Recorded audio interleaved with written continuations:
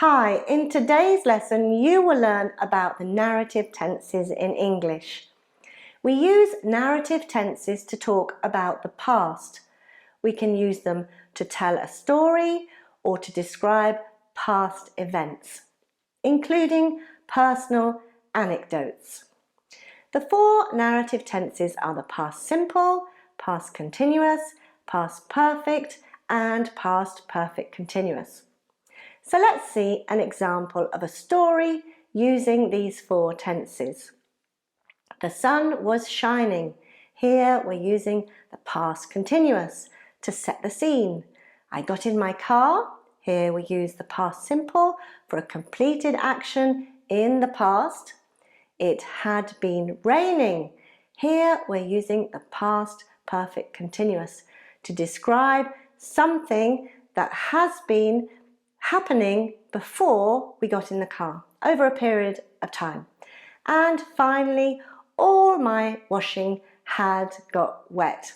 Here we use the past perfect to describe an action that was completed before I got in the car, before another action in the past. In exams, if you are asked to write a story, it's important that you demonstrate that you can use all of these narrative tenses correctly. So let's look at them one by one so you are clear on which tense to use. So firstly, the past simple. We can use the past simple for actions that started and finished in the past, so completed actions. For example, a series of events in someone's life. Andy Murray grew up in Dunblane and began playing tennis at the age of 3. In 2004, he became the world's #1 junior after winning the US Open Junior title. The past simple is also often used in stories and dialogues too. Sam whispered, "Did you hear the argument last night?" Fred didn't answer. "Your brother went out last night. He didn't come back." Moving on to the past continuous. We use the past continuous for background information and to describe a scene or situation that continued for some time, or an action in progress in the past. For instance, at 8 p.m. Lee was still sleeping. This action continued for some time, it's setting the scene. Or the dog was barking loudly. Again, this action continued for some time and gives you background information. So let's now look at the form. So it's the subject plus was or were and the ing form of the verb. For example, I was working. You were working. He, she, or it was working. We and they were working. In the negative, it becomes wasn't and weren't and the ing form of the verb. So now let's look at how these tenses work together.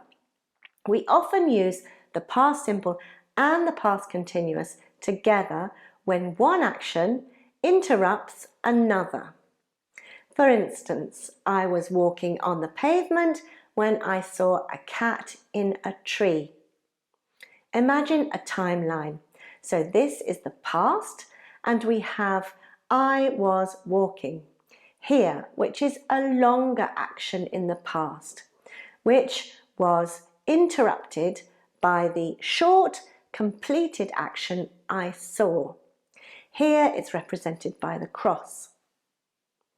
We also often use the past simple and past perfect together in a sentence to describe an action that happened before another action in the past. When Paul arrived, I had cooked a meal.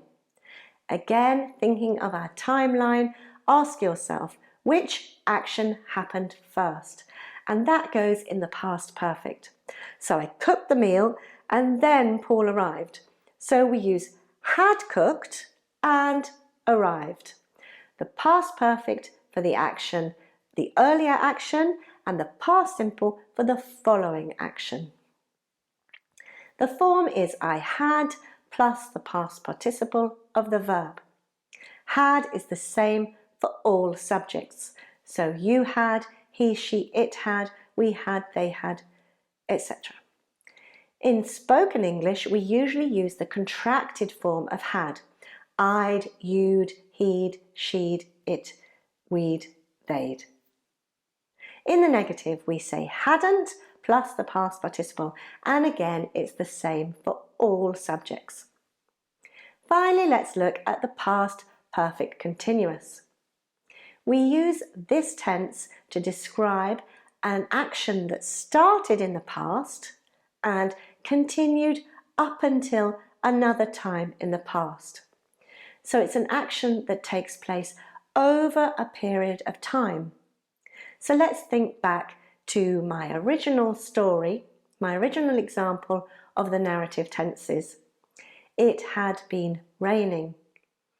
It started raining in the past up until I got in the car. Let's look at the timeline. It's like the past perfect tense, but is happening over a period of time. It happens before and over a period of time up until I got into my car, or another action in the past. So let's look at the form. So you have the subject plus had been and the verb's present participle, which is the ing form of the verb. And it's the same for all subjects. So I have a challenge for you. Write a sentence using a combination of narrative tenses in the comment section down below. And I promise to give you feedback on what you write. So that's it for now. I hope you feel more confident using the narrative tenses in English and therefore writing stories and anecdotes and things like that. Remember to like this video if you found it useful, share it with your friends and colleagues learning English, and subscribe to my channel Oxford English Now so you don't miss out on any new English language videos. Bye bye, take care, and see you very soon.